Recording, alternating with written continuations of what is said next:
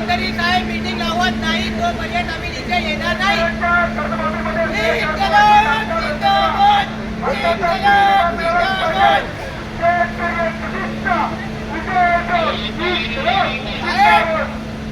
तुम्ही जोपर्यंत मीटिंग लावत नाही तोपर्यंत आम्ही इथे येणार नाही। जीव गेला तर चालेल।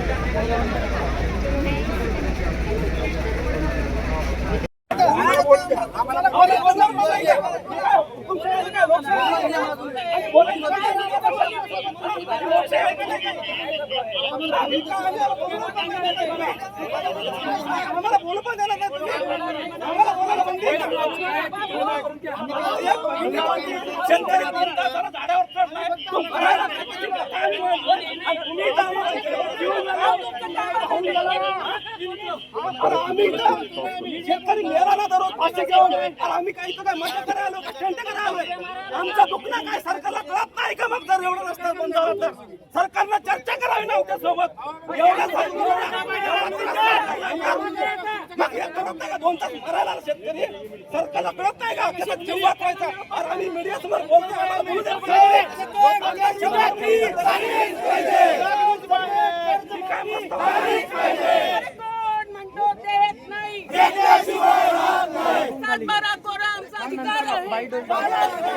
क्रांतिकारी शेतकरी संघटनेचा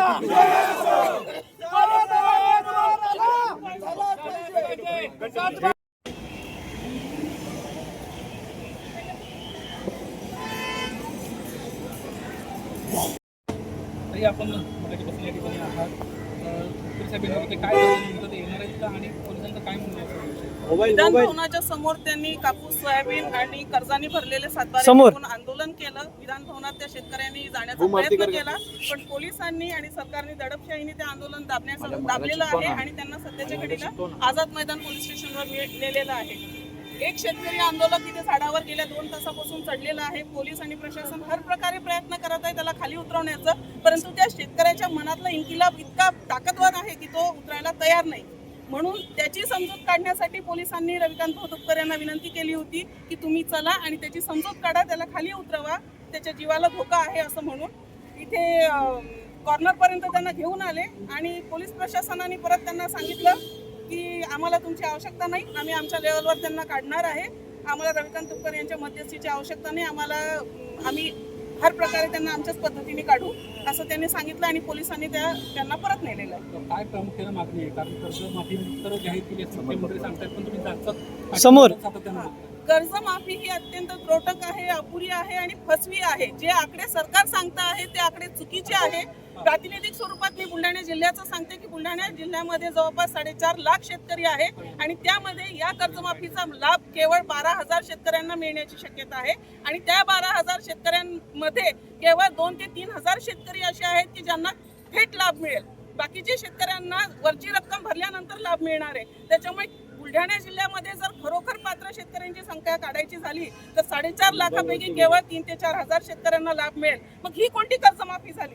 सरकार म्हणते की आम्ही सर्व शेतकऱ्यांना समावेशक अशी योजना आणलेली आहे, पण ही योजना फसवी आहे, चुकीची आहे आणि जे आकडे सरकार सादर करत आहे आणि दिशाभूल करत आहे ते आकडे दादांत खोटे आहेत। आणि त्याचप्रमाणे 15 तारखेपासून रविकांत तुपकर हे अन्नत्याग आंदोलनाला बसले होते।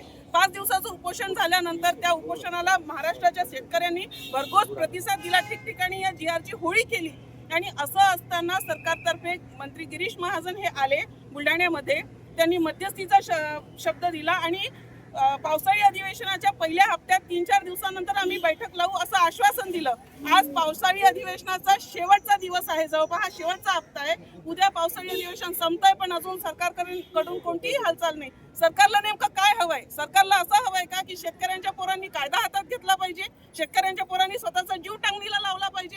आज हा माणूस वरती शेतकरी आंदोलक वरून चढून बसलेला आहे. त्याच्या कुटुंबाची किती भयानक अवस्था झाली असेल, त्याच्या बायकोला काय वाटत असेल, त्याच्या आईला काय वाटत असेल?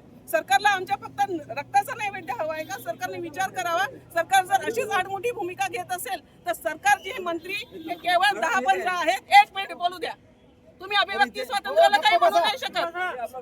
विनाकारण तुम्ही मगापासून नका करू.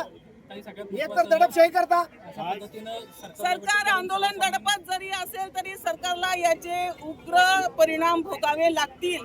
कारण सरकार हे कमी आहे, सरकार आमच्या जोरावर आलेलं आहे. उद्या शेतकऱ्यांनी ठरवलं आणि प्रत्येक शेतकरी रस्त्यावर उतरला तर या मंत्र्यांना, या सरकारला, या पोलीस प्रशासनाला पळताभुई थोडी होईल. शेतकरी हातात रुमणे घेऊन यांची कंबरड्या मोडतील. बरं, आता वरचा जो शेतकरी आहे त्याच्याशी काय बोलणं झालंय का की तो खाली येण्यासाठी तयार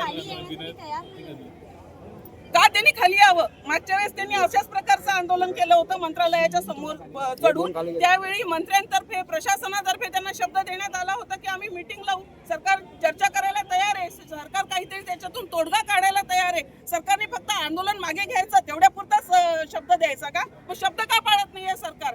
7-12 कोरा कोरा कोराची घोषणा करून सरकार सत्तेवर आलं. मग करा ना आमचा 7-12 कोरा.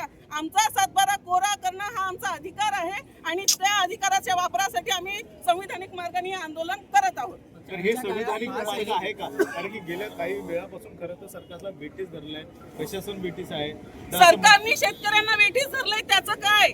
सरकारने शेतकऱ्यांना वेठीस धरलेलं आहे. सरकारने आम्हाला कोरा 7-12 करण्याचं आश्वासन दिलं, आमच्याकडनं मतदान रूपी आशीर्वाद घेतला, सत्तेत आले आणि सत्तेत आल्यानंतर आमच्याकडे दुर्लक्ष करतायत, आम्हाला लाथा मारतायत. ही पद्धत चुकीची आहे. खरं तर सरकारने आम्हाला वेठीस धरलेला आहे. त्याच्यामुळे हा प्रश्न तुम्ही सरकारला विचारायला पाहिजे. आता पुढची भूमिका पुढची भूमिका आता सगळे मिळून ठरवू काय राहील पुढची भूमिका. प्रवीण परदेशींच्या दालनात बैठक होती. प्रवीण परदेशी बैठकीला आलेच नाही. मोबाईल थोडा मागे. आम्हाला त्या बैठकीचं मोबाईल मागे घे. निमंत्रण नाही. आतापर्यंत आम्हाला सरकारकडून कोणताही निरोप नाही, कोणताही शब्द नाही, काहीच नाही. ठीक.